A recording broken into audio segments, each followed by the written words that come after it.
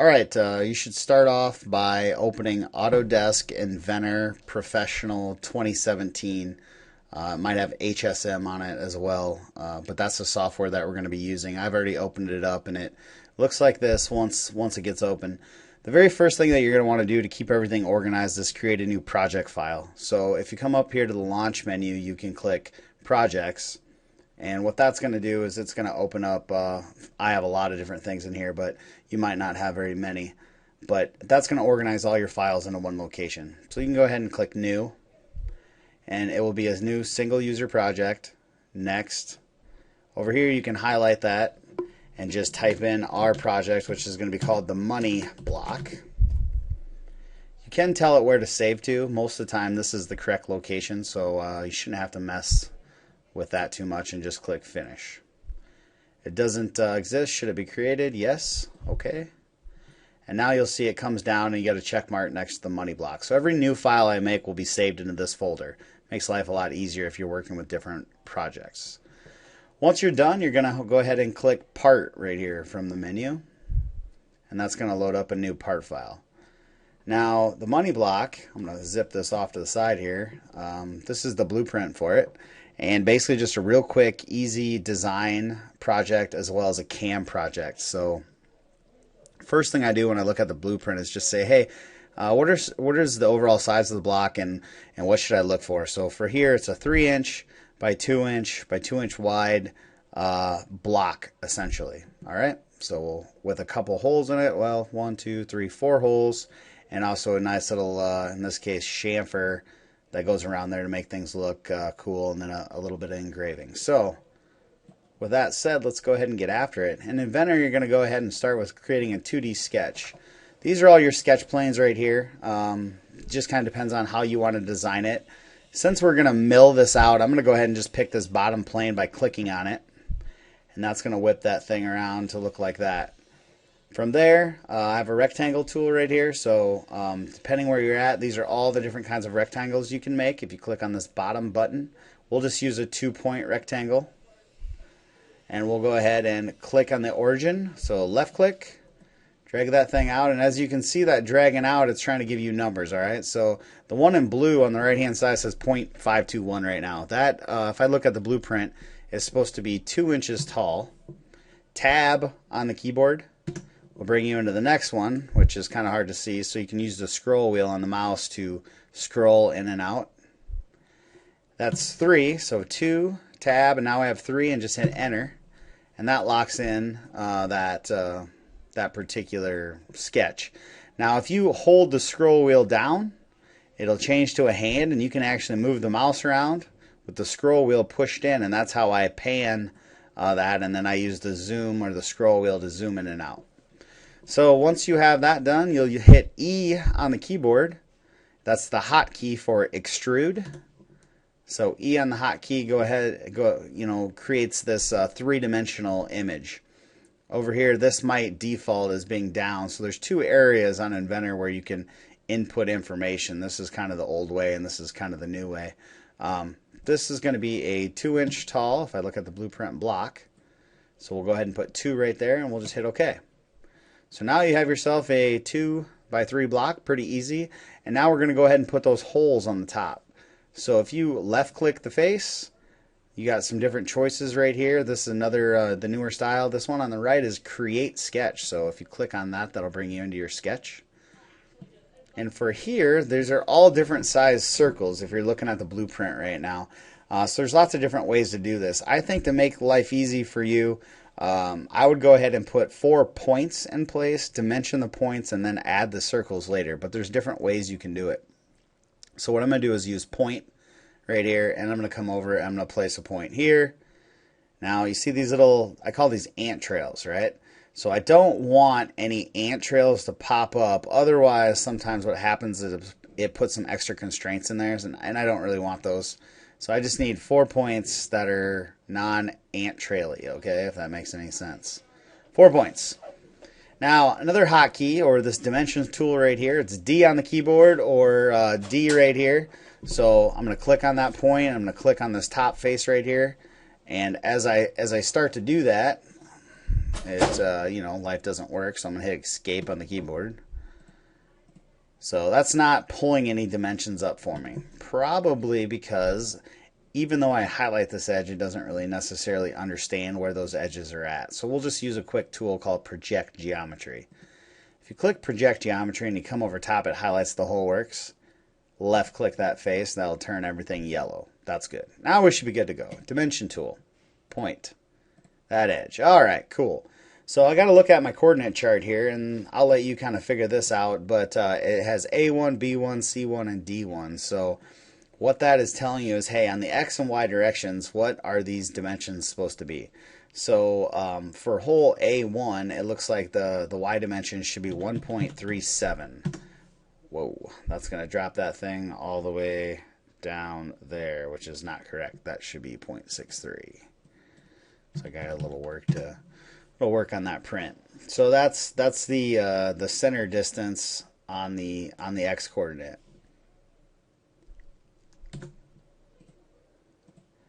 Bring this thing over right here. Again, we're looking at A1 here.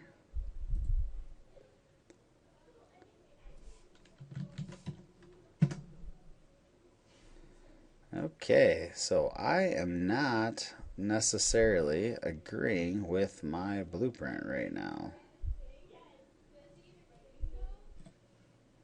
Alright, I see the issue here. Alright, so what I did was I put this dimension from this top edge down to the bottom, and that's not correct. So I'm going to go ahead and just click on that and hit delete on the keyboard, and that's going to get rid of that dimension.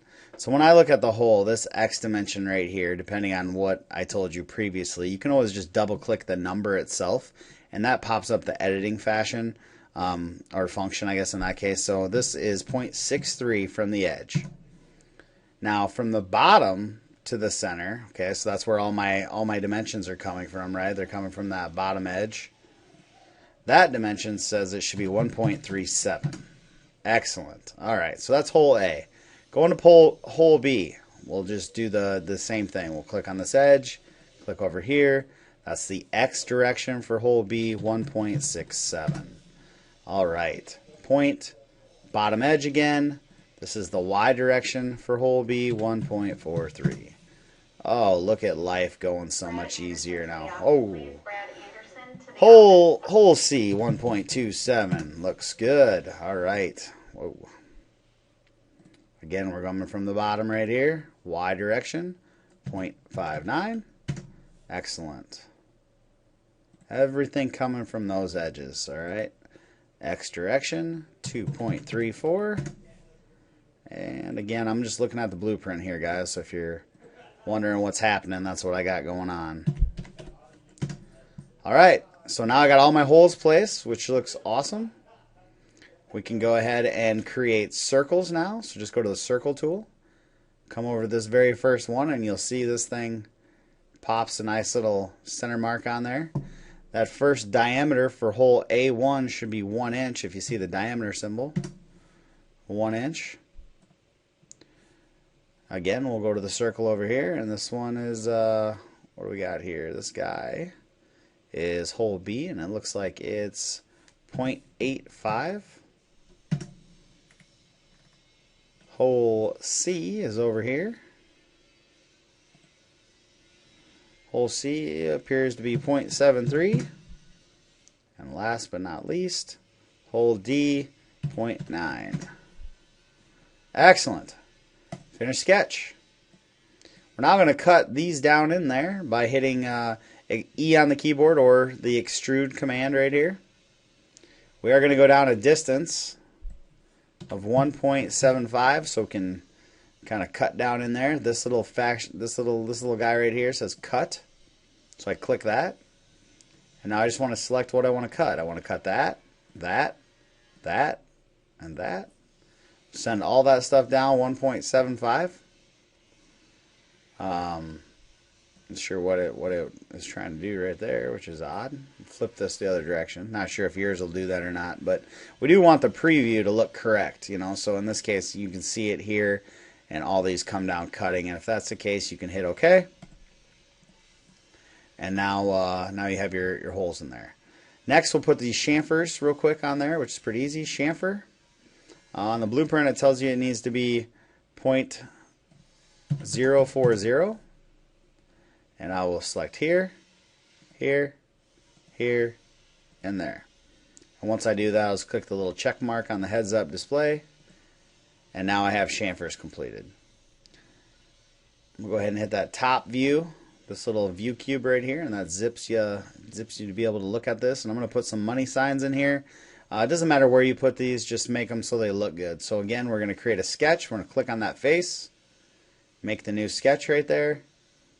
And in this case, what I'll do is I'll go to the text tool, and just kind of somewhere in this area I'll click. And the money sign, right, on your keyboard, so shift and number 4, that's the money side. I can tell you that the height of these need to be a little bigger than what it defaults to at 0.2, so I'm going to highlight that, and I'm going to change this to 0.25 and hit enter. So you got this little guy right here. Mine was a little bit bigger than that, so if you want to edit that, you can just double click that. You have to hit escape on the keyboard and then see how that highlights. Double click that, highlight that thing one more time, and change that to 0.5. And now after you do that, you can actually left click and drag that money sign anywhere you want, and you can do the same thing over again with the text tool, placing it again. And if you in this case, if you want to just tell it what size it is right now, we'll go 0.25 again there, then we hit OK. Again, obviously we know that was the wrong size, so we'll just escape out of the keyboard, highlight that thing, and go 0.5. Oh geez, come on here. Highlight it and go 0.5. And now we can kind of move that thing to where we want. We can always rotate those around if you'd like to. Depends whatever your liking is. I'm good with that. So once you have that done, you're going to finish sketch. And in this case, you're going to extrude cut. So you go back to the extrude, go to the cut function, select your money sign, select your money sign. I believe in the part print it tells you to go down 25 thou, 0.025. I'm going to hit this little home button. Make sure that thing is cutting down and hit the check mark. And that is your money block. So you get that all done, make sure and hit save so you don't forget what you got going on here. Call that the money block. And you're ready to move on to the next step. Nice work.